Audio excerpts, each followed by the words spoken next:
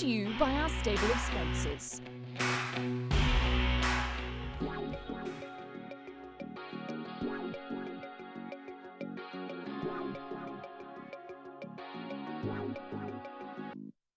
Yeah. Why you calling at 11:30 when you only wanna do me dirty? But I hit right back 'cause you got that, yeah. Why you always wanna act like lovers, but you never wanna be each other's? I say don't look back. La Creek and the Avondale Guineas fall clear. She is a superstar.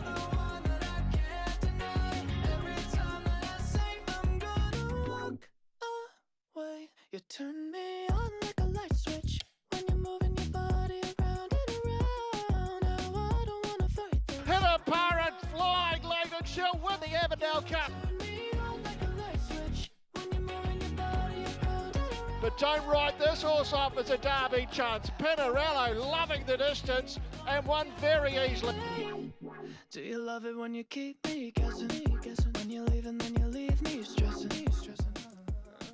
But I can't stay. Kia ora, good morning, welcome to Away, and thank you for joining us on a Monday morning for a show which has a lot of hellos and a few goodbyes because we have a full show and still many gaps to fill in our derby picture. I'm sitting in for Emily Bosson in the hosting chair today. Emily's having a well-earned couple of days off, sadly for the Bosson family, so will Opie be on Derby Day. It's one of those crazy times in racing. Andrew Castles joins us as my co-host today. Butch, great to have you here.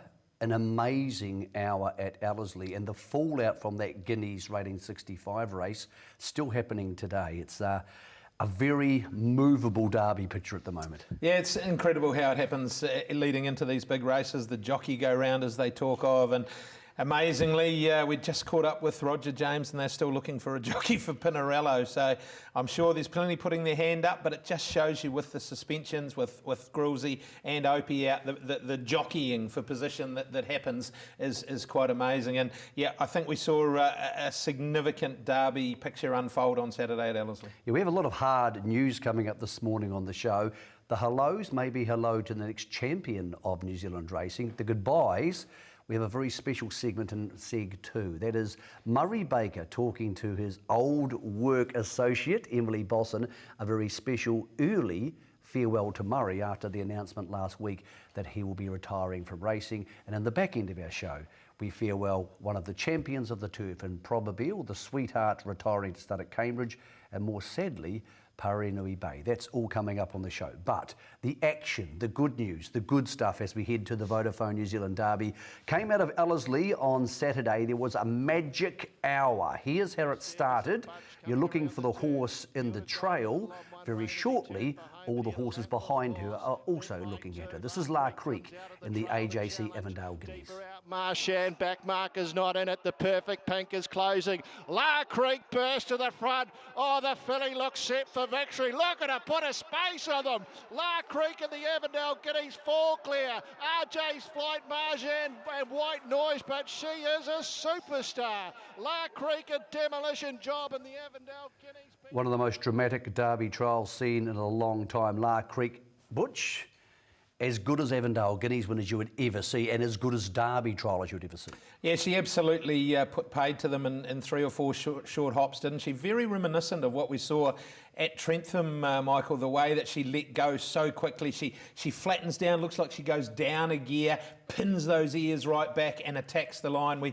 I suppose we wondered whether it would be the same at 2100 as it was at the mile, and it was certainly the same, if not more explosive. She is a potential superstar, as you say, and look, they'll be flat out beating her in the Vodafone Derby. So that was stepping from 16 to 2,100 metres. Of course, she is by Vadamos, who's by Monsun, sire of 3 Melbourne Cup winners, and out of a mare who at its very last start won over 2,400 metres in the wet at Trentham. Doesn't get much more stamina sapping than that. So we now know she'll get the Derby trip.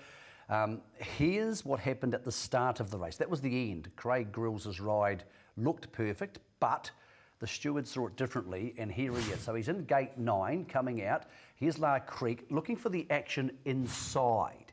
Craig will come across the field. Tactically a brilliant ride, but was found to, at this juncture here, shorten up a couple of the horses inside, the heads go up, and Craig cops a suspension. Now, he was already going to be on a suspension up until next week, but the suspension now goes until after Derby Day. So Craig is out of the Derby. He did have the option to potentially appeal that, but he pleaded guilty. And Butch, when you plead guilty, your only appeal outlet is on the severity of the sentence. I doubt that would be of much joy to him, to be perfectly honest, and he is pretty much resigned to the fact that he won't be riding in the Derby. No, you're right. Once you plead guilty, you're only appealing against the severity of the penalty, and I'm not sure that it was an overly severe penalty. It was the fact that he already had a suspension sitting there, and that's what counted against him. Look, yes, there was tightening in behind. Yes, he pleaded guilty. So it's one of those occupational hazards, I suppose, that you have as a jockey, and I'm sure they're much more prepared to cop that than they are some of the other penalties they've been getting of late. Really, really disappointing for Connections, for Craig. Knows the filly so well, but look, there'll be someone rider and there'll be someone win a Derby on her, I would think. We'll get to that shortly. Let's start to talk about the finish of the race. Second horse, excellent, RJ's Flight, who's maybe the best maiden in the country at this stage. Marchand, really good, and I think he's going to get the Derby distance.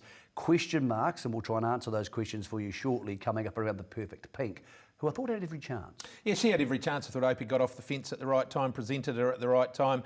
I would suspect that they would look to lower their sights, if you like, in saying that's not really lowering your sights, is it? It's a Group 1 blue ribboned event, the Oaks, so I'd suspect that she would look to go to that race. I thought Marchand was really good, and he will get the Derby trip. Look, he's out of Lashed. He will sit up on the speed in the Derby. He had to do a lot of work on Saturday to get from a wide barrier. There'll be fingers, toes, everything crossed to get a good gate and go and jump up on the speed and defy them to run him down. He'll be a chance. Marchand will be a definite chance, and yes, you're right, RJ's Flight was very, very good. He was good, I thought, in the Legacy Lodge Waikato Guineas. He was good the start before that, and yeah, he can lay claim to being the best maiden in New Zealand for sure. Also excellent was White Noise, who is going to be a Derby contender. Before we get into all of that, because there's quite a bit going on in the Derby space, let's get to the immediate race afterwards. As you mentioned, it was a very crazy hour. What happened next was a horse who often on this performance, the rating 65-2100, would be potentially a Derby favourite after this. Tell me Pinarello isn't Derby all through and through, with Vinnie Colgan riding at this stage, Roger James and Robert Wellwood. It looks a beautiful Derby picture. Here's the last on the card.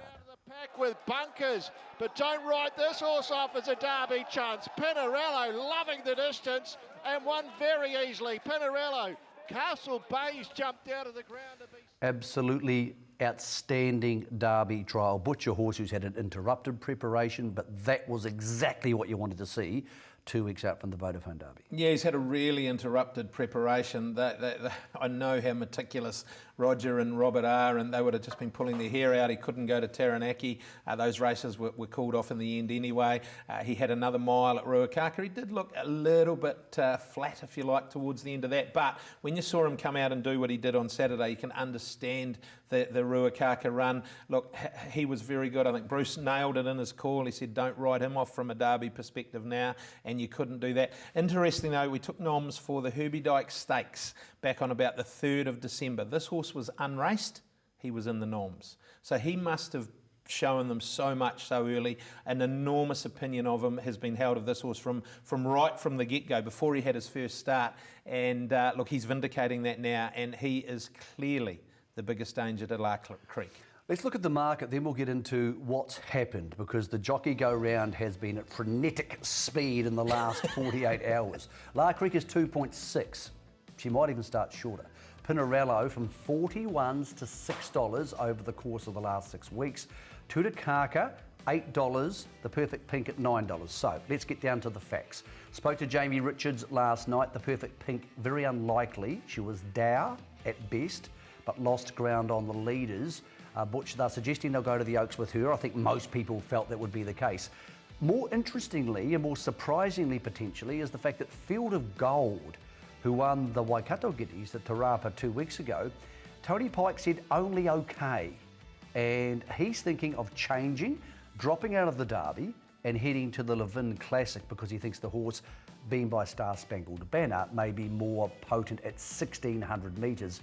Butch, I'll admit that's one I didn't see coming. Yeah, I suppose that's the beauty of this race. 2 weeks out, the Avondale Guineas, same track, 2100, just to work out whether he did get it pretty cheap in front in the Waikato Guineas. I thought it was a perfect ride from Michael McNabb in that race.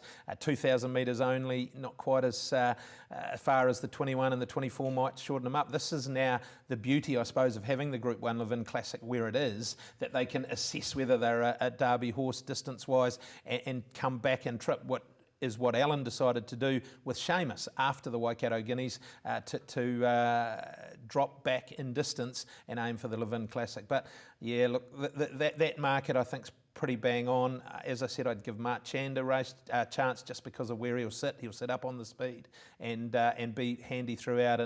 But the two at the top are clearly, from what we saw on Saturday, the two that are hard to beat. So by Saturday night we had Craig Grill suspended and Opie Bosson suspended for Derby Day. We're taking the Perfect Pink out of the picture for this stage and more than likely Field of Gold. But no riders, leaving Vinnie Colgan with the decision to make on the two favourites. Ironically, Vinnie ran last in the Guineas, left the racetrack with two favourites to choose from, La Creek and Pinarello. He has chosen La Creek. He's ridden her twice before. That will be his ride in the Derby. He's had two rides on her, a win and a second, and Butch, he's ridden 6 Derby winners. If you were looking for a replacement for a Derby, for a horse like her, they've got their man. Oh, absolutely, and look, Vinnie, he's the Derby king of New Zealand. He's got an incredible record in it right from an early age. As you say, he's ridden 6 winners. I remember Redout's Dancer, the Redout's Choice horse that came over from Australia. I'm not sure too many others would have won on him that day. It was an absolutely amazing ride. He got off the fence at exactly the right time, and look, he just has his game on Derby Day. And yeah, they've got their man. The La Creek, they've got the favourite, they've got the right jockeys become available, and they've secured him. So that means Pinarello needs a new rider. So Sam Weatherly was offered the Pinarello ride. He has agreed to stay with the family horse, SVR, as you would. So he's staying there. Spoke to Roger James just minutes ago. They have no rider for Pinarello at this stage. Complicated by the fact that Grillsy and Opie are unavailable, of course. Michael McNabb, who rode Field of Gold there, likely to bounce from Field of Gold to Tutukaka, the stablemate, who was only okay, but Tony Pike is suggesting that's where he will head. So we have a remarkable situation of the second favourite, and very dominant second favourite for the Derby, Butch, with no jockey, and while there are some good jockeys still out there, not a lot of senior jockeys around. No, I suppose it's an interesting one for Leith, isn't it? He's chosen Marchand as his Derby rider. He's a retained rider for the Lindsays, as we know, and rides a lot in those colours. So I don't know whether he's second-guessing himself right about now or seeking some input from others in that operation. But he rode Marchand, and as I said, I thought Marchand was a really good pass mark on Saturday and will get the trip. But yeah, look, I think there's probably still more to come in this story until we find out who's going to be riding what. And also, it's not just about picking for one race. Obviously, Leith is a contracted rider for the Lindsay, so therefore what they want him to ride is also important, and other riders have obligations to other stables, whether they're historical or heading forward. So, or family obligations. Family obligations, as the case may be, which families always costing people money, but still a Derby picture which is dominated by La Creek. Remarkable scenes out of Ellerslie, remarkable fallout from the race. We'll keep you updated as best we can over the next week or so, and of course the odds are on tab.co.nz.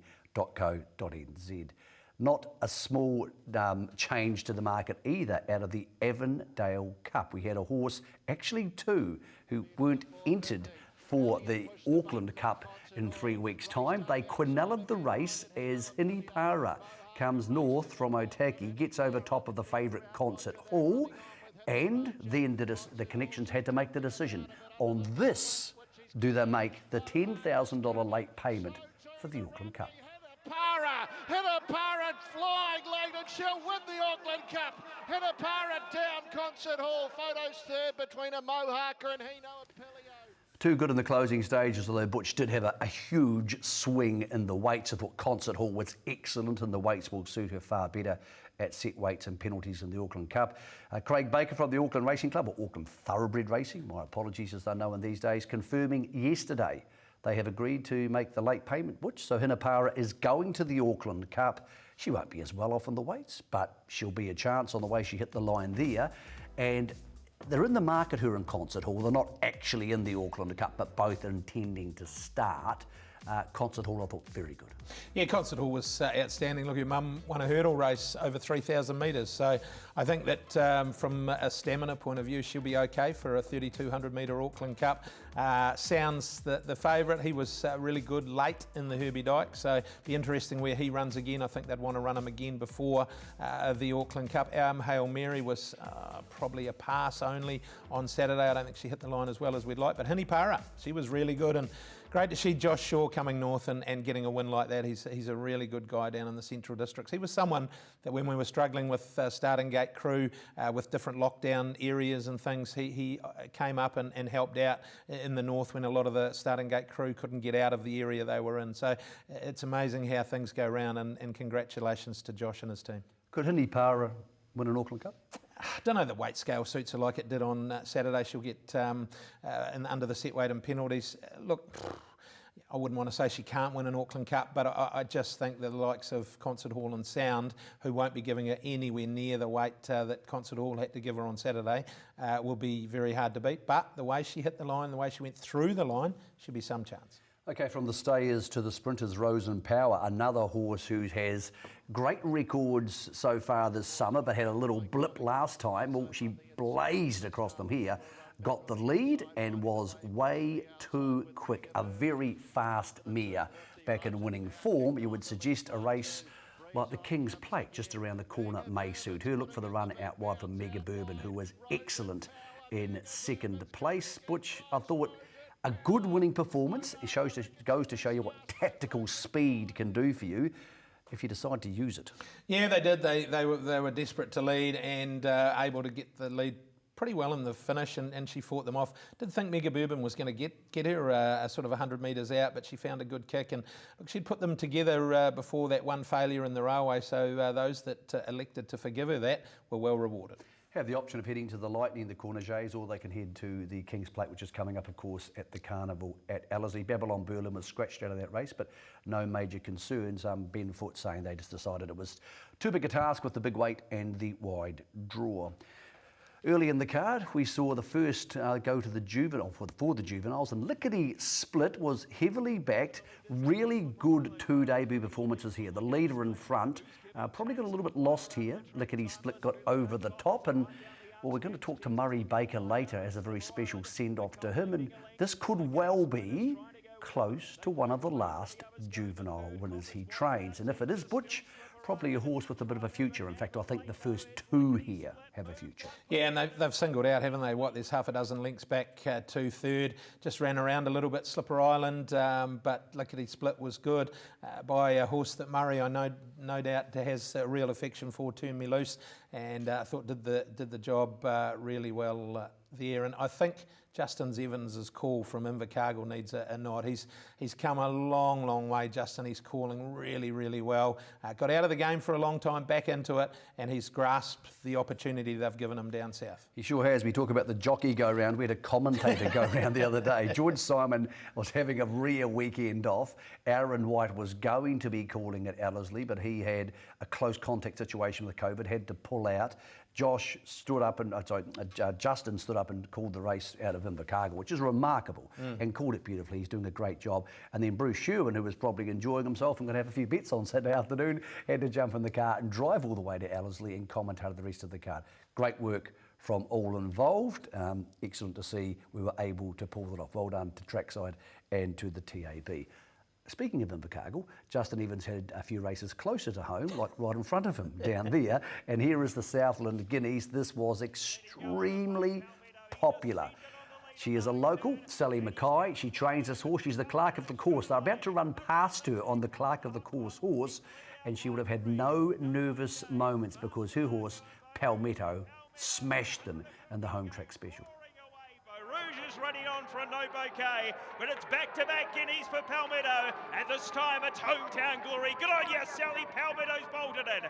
Palmetto won it, and what an outstanding ride. Beau Rouge was second. That was a beautiful ride and a very, very smart horse. I spoke to Sally yesterday. She said, people just won't stop texting me. I'm loving it. All the feedback she's getting. She not only is the clerk of the course for the gallops, but the harness down there. This was the race she wanted on her home track. It absolutely bolted in. And then the question comes, what next? She said, we're thinking about the Living Classic, but it's going to be very, very strong. She said, we've got one other thought. We wouldn't mind going to Brisbane in the winter. We have a wet track horse who can handle wet or dry, can handle 1300s up to 16s, maybe even further. And I need a holiday. That's what Sally said. Well, Sally, so do we all. We can all come to Brisbane and watch him as well. And Butch, what an exciting time and what a great story for someone who had an accident a few years ago, a massive setback, and loves her horse, loved winning a home track guineas. Yeah, I'm sure she did. Very special. He won well at Otago, but that win would have eclipsed that feeling. She's no doubt set him for these two guineas races and got the result. Got rain on both of them, which is perfect for him. He does grow a leg when there is a little bit of rain about. Doesn't need a really wet track, but just that toe in. And I thought he rode him perfectly as well. Got him into the clear, and it was a foregone conclusion. A long way from home. At the 800, you just thought this is going to bolt him. He would have been $1.10 in running. I would have thought at that stage. And Shankar Mariandi, who's actually suspended this week, he's come back into the South Island, and there's almost a seniority, a seniorness about him now. He's there, and he's riding like a good jockey. Yeah, well, he was in the Central Districts many, many years ago. I think tied up with Jeffrey Linz a long time ago. Disappeared, probably went home. He's come back and, doing a good job. And look, there's opportunities down there to take on that senior role for sure. The other feature of the day was the Invercargill Cup, of course, and it was won by maybe the best related horse in the South. As a thought, of course, is the half-sister by So You Think to Avantage. She is already worth a lot of money. This wouldn't do her any harm. Here she is getting away in the Invercargill Gold Cup for Corey Campbell.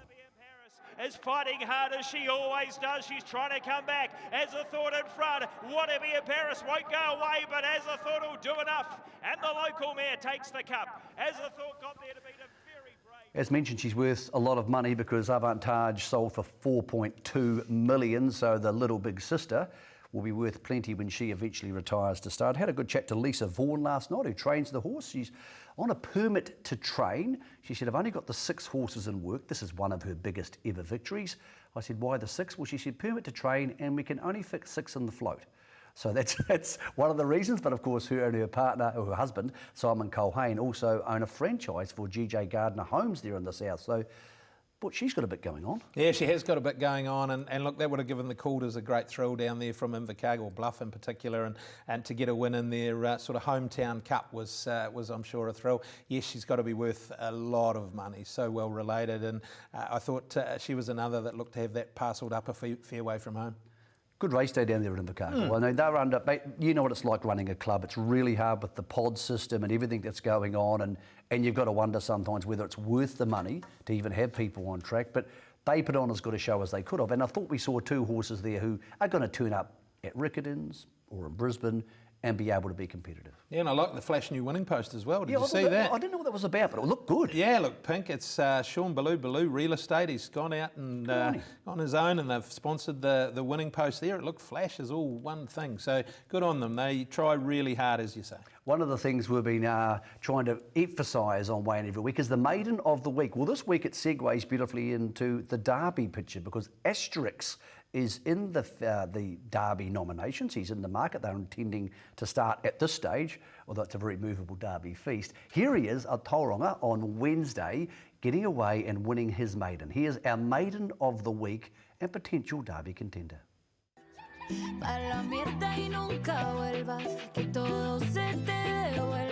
Right behind them is Bersha, further back then to Smoke. Tavi with Me is getting into the race, and Tycoon Warriors at the head of the next division. Ozark took over in the run to the 250. Pearl Heart's a danger on the outside, went to it, and Asterix has come through in the centre. Pearl Heart, Asterix comes after it. Tavi with Me gets to third. Asterix puts the head down, chases very genuinely, got the lead near home, and too good Asterix. Llegué pa'l party, saca la botella, la que tú querías, no sé quién es ella, te dejé el review, no te puse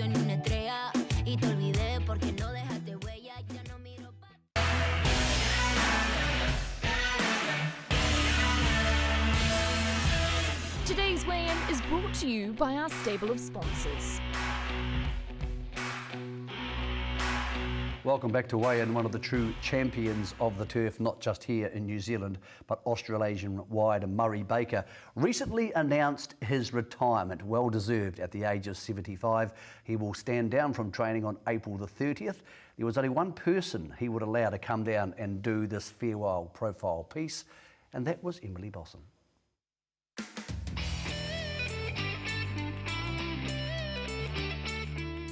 Please do not pat me. Does he bite? Yeah. He's actually quite a good-looking horse. Very, isn't I know. I know, but I mean, She that's knows. non-horsey people. Yeah. We're here today because you announced your retirement. What led to that decision? Oh, well, I've been at it a fair while, 43 years. I think I started in 78. And I think it's, time to relinquish. Andrew's keen to have a go, and I think he'll do well. What's the feedback been like since you announced your retirement? No doubt you've been busy doing things like this, interviews. Oh, I've done a few, yeah. Part and parcel of it, but no, I've got no regrets at all.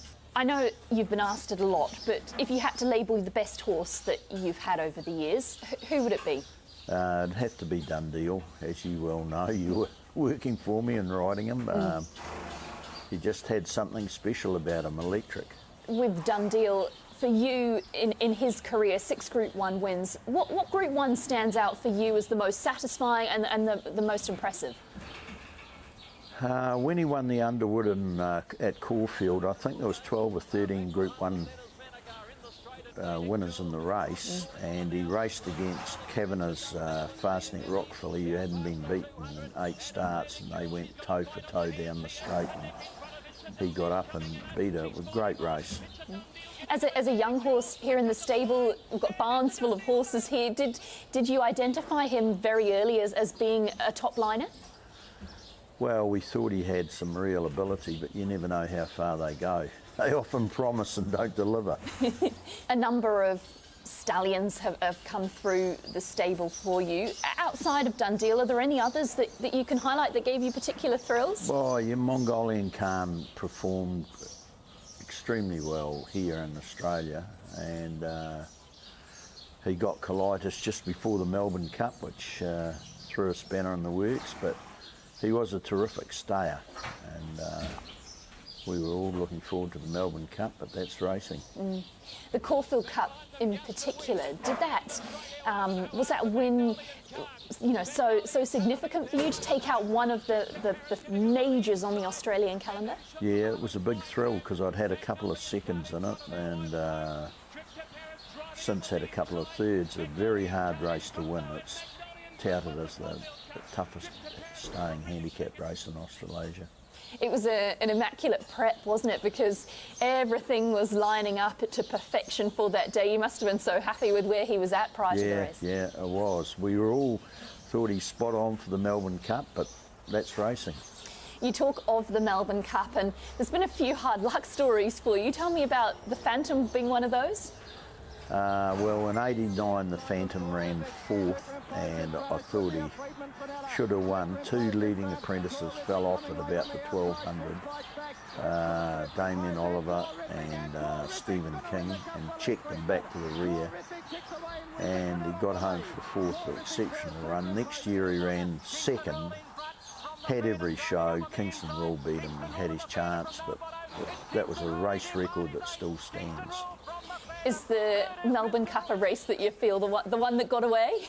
Well, it's got harder and harder, Emily, because the English and Irish and French come out. World-class stayers, they just have them trained to the minute, and it's become such a competitive race now. Your Derby record, Murray, is just legendary. Is there one of those Derby victories that means the most to you? They were all, a great buzz, especially at Randwick's a great track, and some of them are on firm tracks, others are on wet tracks, and if you've got a horse that can stay 2-4, you're in with a chance in Australia, because they don't quite have the stayers that we do over here. Is there an attribute that you look for or a secret to it? What makes you so good at training 3-year-old classic winners? Oh, as long as they keep going at the finish. Keep staying, I think. We do breed a very good horse here. We seem to have exceptionally good breeders, and they're always putting their hand up in Australia. Take me back to the start of that journey and your early life, even getting into training. I understand an early relationship with Harry Green, was it? That's how it all began? Green Meadows, yeah, I was a Napier boy. I used to go out and work for Mr. Green, and the first horse I ever rode in track work was a horse called Embrace by Contact out of Cuddlesome.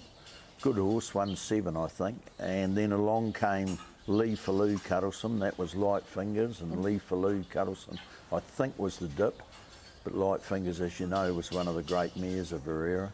I've always liked horses, they're a marvellous animal, you know, I think anybody that's associated with them would agree with that, and I was always going to wind up with it. Yeah. What about your first winner? Do you have a clear memory of the first winner that you trained? Yeah, it was Vizier, won a non-tote race at Otaki, ridden by Jimmy Walker. Yeah, and Vizier was a good horse. He beat Uncle Remus in the Jackson Stakes as a 3-year-old and got sold to America. What about a first stakes win? Do you remember that clearly? He was a Vizier. Yeah, okay, yeah. That was it. Yeah. So the first horse was a second horse I had. Second horse you had a stakes winner. That's a pretty good start. That must have given you confidence. Well, helps. I always remember it. And then if we go back to that love of Australia, where did that then start to develop from, and what was the first horse that you took the plunge with across the ditch? Took a horse called Sir Vigilant by Sir Tristram. He'd won the Wellington Derby and the St Leger, when they were both pretty big races in Wellington at that stage, but he was very unsound. I took him twice and he went and missed both times, unfortunately, but you got a taste for it and you got to know the ropes. Was there anybody else at the time doing that? Is there someone that you were sort of following? I think there was a few New Zealand trainers used to have a go then. And you'd like to see more New Zealand trainers have a go, because we've got some terrific trainers here and they know how to do it. The first stakes winner in Australia, that must have been a huge monkey off the back. Who's that? Yeah, that was our Palliser, won the Karen Bush Cup, which is the Tulloch Stakes. He'd won about 4 in a row here from memory, Noel Harris riding him. He went over, and I think Noel will say to this day that it was probably one of his best rides. Okay. Last at the bend, the commentator had called the second horse home, and he flashed up and got up on the line, and he said, "I'll never call another horse home again as long as I live." But it was a great N.G. Harris ride. What was it like heading over there in those early days? Was it like a new frontier, the buzz, the crowd? It was like a new frontier, dominated by Tommy Smith, Gay's father, and well, the Aussies, they just love it. It's in their DNA. Have a bet and go to the races, and you can't help but getting pulled along with it all. I've heard a number of people say you're addicted to going over. It's the thing that you look forward to every year. Is that a fair comment? Yeah, I am addicted to it because wherever you go racing, be it Adelaide, Brisbane, Melbourne, it's always good racing. Murray, for a lot of people who don't know you, I've seen a number of articles. The Footscray Motor Inn appears a lot, and I've obviously had the pleasure of the personal experience of the Footscray Motor Inn. It's where you stay in Melbourne religiously. Since when was the first day you stayed there? Have to be 20 years ago at least, yeah. Changed hands and, well, I don't think they upgraded it. But no, it was handy to Flemington. You could drive 5 minutes to Flemington, and it was run in later years by a Kiwi, who was the office manager, so he always gave us the best. And great place, yeah, a lot of folklore. I've heard a number of rumours that when MP Baker called, no matter how full they were, no matter how late it was in the carnival, there's always a room. Is that true? Yeah, that is true. They always found me a room, even if they had to squeeze someone out, which is very obliging. Have there been people that you've looked up to and you've helped you in your career? Oh, well, you always admired Bart Cummings because he's got such a fantastic record with staying horses. And when I went over, not that I'd bet, but I used to keep an eye on his horses and just see if he could pick something up. But you do watch what these guys do, you know, John Hawkes and excellent trainers. And what about here in New Zealand? Was there someone at the start of your career that you aspired to? Well, I think you look up to all the good trainers and probably wish you had, when you're starting, wish you had some of the horses they've got. Yeah. But as you know, we've continually produced good trainers over the long time. And I guess with that travel back and forward to Australia, there must have been some really key people over the years who've helped you through that process. Yeah, well, Danny Power, who's an ex-journalist from Melbourne, he always helped me a lot, did a lot of the form, told me what to be in the race, how to be run, helped me a lot. I'm very grateful over the years. He just refers to himself as the chauffeur, but it sounds like he's more than that. Yeah.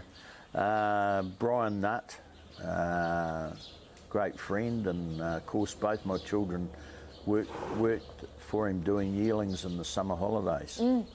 And then that sort of brings me to family, and I guess you can't run a business like this without their support. And I know Marianne is a silent partner behind the scenes, but a very important partner. Tell me about her. Oh yeah, she's been great because she's very good in bookwork and knowing where things are and what it's all about, kept the finger on the pulse, and I think all trainers need a good wife to help them. It's not an easy game. No. And having that support behind the scenes as well, celebrating victories together, that's important too, isn't it? Yeah, well, you get your rewards. She's from Sweden, so a northern-southern hemisphere matchup. How did you end up meeting her? No, I met her in Germany, yeah, one night, and she came out here when she was 21. She stood the test of time. How many years now? 50. 50, goodness me. She deserves a long service award. And your two children, Raiden and Björn, they're obviously very proud supporters of you too. And Björn in particular you got to work with. Yeah, well, he gave up pharmacy after 10 years when he came back from Europe and decided to work for me, and I had to kick him out after 2 years, so he went to Sydney, and you know, he's done all right for himself. I know there's a lot of banter between you two about paying for boxes when you go over to Sydney, but it's clear to see how proud you are of him and how he is of you. He's done well. He's survived. As you know, Sydney's probably the toughest jurisdiction in Australian racing, and he's there anyway. And Raiden has her own special achievements too, doesn't she? She's a mum of 3 and also a vet, I understand. Yeah, she's a vet, yeah. Married to a farmer, and time goes quick, Emily. Her eldest boy's going to Lincoln this year. You can't have all the success you've had, Murray, without really good staff as well, a core team of people. And I know reading an article that Danny Power wrote about the responsibility you put on staff, sending them across the Tasman and your trust in them. Tell me about some key people over the years. Well, you do put a lot of responsibility because they're taking your horses over for big races. You're only going over for big races, and you've got to leave it up to them, and they have to make decisions on the horses. And been very lucky, very fortunate. Had a lot of way back we had a couple of top Swedish girls that could travel and ride, and new horses yourself. You'll be looking for a bonus. Alicia goes, I think she's had 12 trips to Australia. Wow. And they know the ropes, they know the tracks and where to work them and what have you, which is a big help. Yeah. And I guess that owners is another crucial, this business wouldn't run really without owners, would it? Who's been well, important? We're very, very lucky. We've had a lot of good owners over the years. You know, I won't go into names, but they've stood by you and let you make the decisions, and that's the best thing.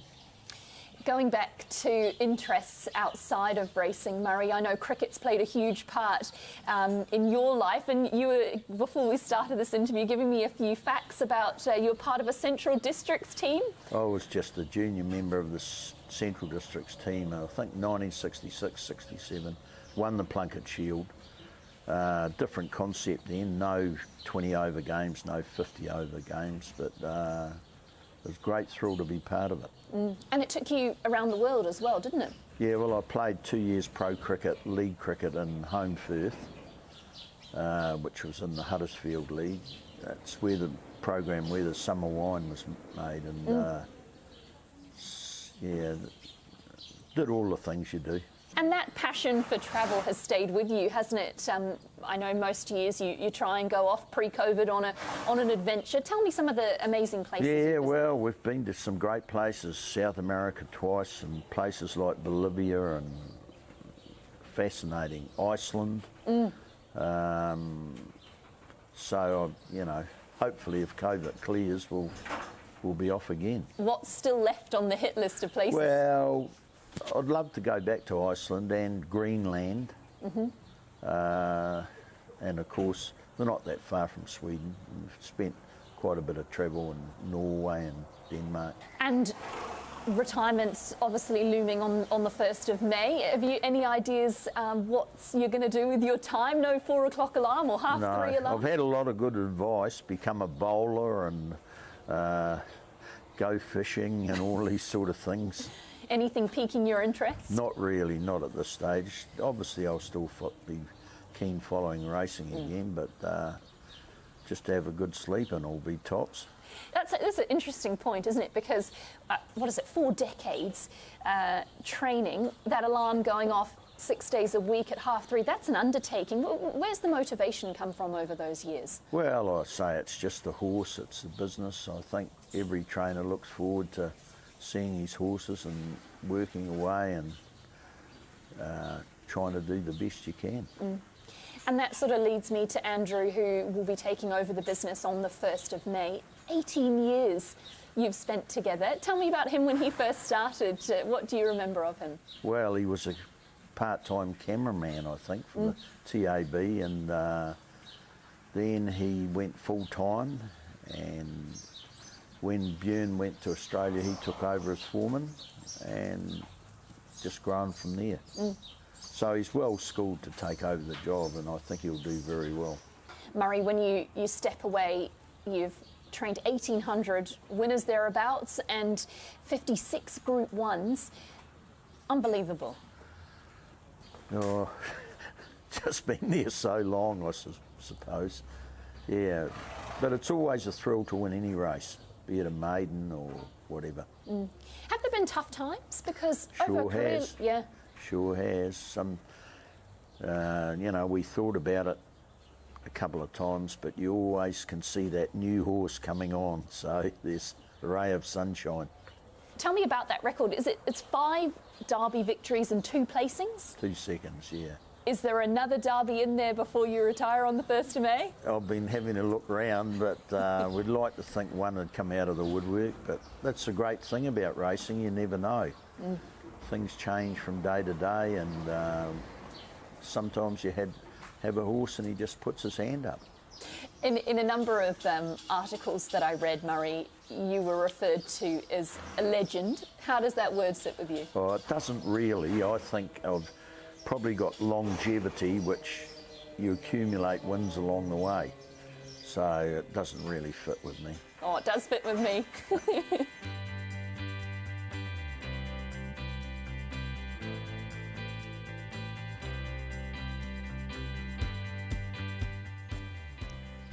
The word legend may not sit well with Murray, but unfortunately he's going to be stuck with it for a long, long time. Thank you to Emily for getting all those words out of Murray. It's not an easy thing to do, and she had that close association having worked for him. And great to hear some of those insights. Butch, you know Murray far better than I do, but a man who's been to Bolivia and is looking forward to going back to Iceland. These are great insights to the man who is truly unique. He's a very unusual man, very focused on what he wants to do, and not a lot of drama with Murray. Yeah, I have known Murray for a long, long time. I cut my teeth in racing administration in the Central Districts many years ago, and Murray was training them out of Woodville, and he talks about it as the great escape, of course, that he managed to get out of Woodville and head to Cambridge, where he set up the base that is today, and staged a lot of those more recent assaults in Australia. Look, his peers enjoy Murray immensely. They respect him immensely. He is someone that is going to be really missed around the race meetings. We don't see him that often these days, MP, but when we do, it's wonderful to catch up with him at the races, and he will be very, very sorely missed. I'm sure he's not going too far away. I'm sure we'll see him occasionally. But yeah, look, he is, the legend status should sit with Murray, because that is what he is. Yeah, great footage there of Murray and talking about his life and his cricketing career, which we all sort of knew about, but quite a dashing young fellow too. You can see what happened. You can see how Marianne fell for him. He was a bit of a matinee star about Murray back in the 50s. Yeah, very proud of his family as well, proud of what Bjorn's achieved and his daughter, and that's wonderful, isn't it? And I'm sure he'll get to spend as much time as he can with those grandkids and watch them grow further. He deserves a rewarding retirement, because it's been a career very well lived. If you want to see more of that, of course, or rewatch it or send it to your friends, it'll be available on YouTube later on under the weigh-in banner. We did mention at the top of the show that the Derby picture has been changing almost by the hour. It has changed since we started the show. Jonathan Riddell is now booked to ride Pinarello, the second favourite in the Derby. That coming through from Robert Wellwood, co-trainer JKB Riddell, on the horse who's now the second favourite for the Derby, of course. He's chasing his second Derby after winning with Jimmy Chu back in 2011. That exclusively here on Weigh-In.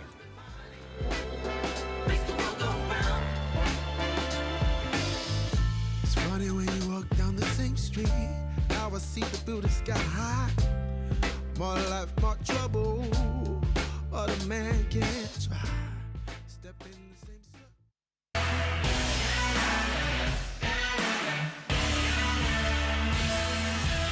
Today's weigh-in is brought to you by our stable of sponsors. As good as the action was in New Zealand on Saturday, we saw something quite stunning coming out of Flemington. Some of the big boys, the speed demons, down the straight over 1,000 metres in the Lightning. And Nature Strip missed the kick, might have cost him the win, but there's a new colt in town, and home affairs in the Coolmore Blue, part owned in New Zealand by Sir Peter Vella as part of the Colt Syndicate, holds on to win another Group 1 down the straight. The two Walla sprinters in fantastic form as Dreams of Ascot throw through the mind. James McDonald, Butch, making the right choice and probably for the right reasons. Yeah, well, he's certainly vindicated with what was a very brave win. Nature Strip got past Home Affairs in the straight, it looked like, and he's fought back and showed a real desire to get the win. Look at James there looking across at Jamie Carr. I wonder what they're saying to each other there. Gotcha, or I'm not sure they knew. It was very, very close. And how exciting for Waller though, he can take a horse to the 1,000 metre and the 1,200 at Ascot and start both be close to favourite. Yeah, and how exciting for what that value of that colt is now. He's beaten the best sprinter in the world, fresh up over 1,000 metres. He's worth whatever he's worth, and if he could manage to win one at Ascot, imagine what he'd be able to stand at in both hemispheres. Yep, it's Merchant Navy all over again, and of course he's Biome Invincible, so you're talking numbers in the high 20s, 30s, numbers that won't bother people like I and Butch, I can tell you that much. On the great horses, well, they are wonderful horses, but we have one very special queen of racing here in New Zealand. And last week, sadly, she was retired. A small, very small injury to Probabile, but the connection said, look, she's done enough, we're going to retire her. Let's look back on three of the great wins of this wonderful, wonderful filly come mare. And Butch, this is when she arrived on the international stage. The Surround Stakes, second last at the 300. This was an absolute rip snorter. Yeah, it was, and she was massive late here, wasn't she? Even here, you just wondered, would she? And then look at her stick her neck out, and she's done it pretty well in the finish. Look, yeah, she's just all racehorse. That was as a 3-year-old filly in 2020, 2 weeks before we went into our first lockdown in New Zealand. That's how long ago it seems. She returned back to Randwick for the Epsom in October of that year.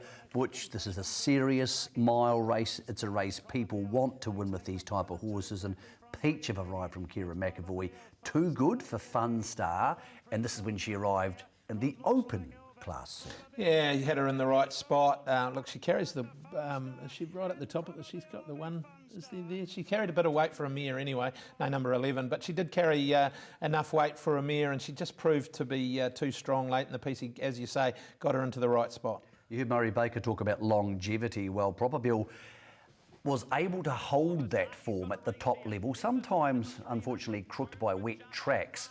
But even just last October, here she is beating, among all horses, Zaki, who many people rate the best horse in Australia.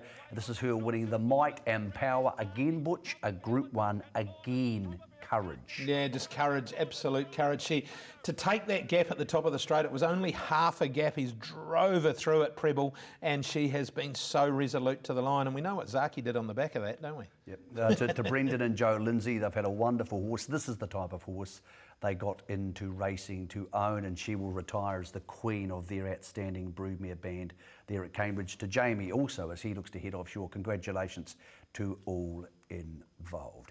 As I said at the top of the show, it is a show of hellos and goodbyes. We're welcoming in the likes of Alar Creek to maybe our elite horse club. We're farewelling, eventually, Murray Baker and Properbill. And more sadly, last week, a horse we didn't get to see enough of, but he did beat La Creek once. He was a very, very good galloper. Last week, Paranui Bay had to be put down after fracturing his shoulder in a paddock accident. Butch, this is a race close to your heart, the Sarton Memorial.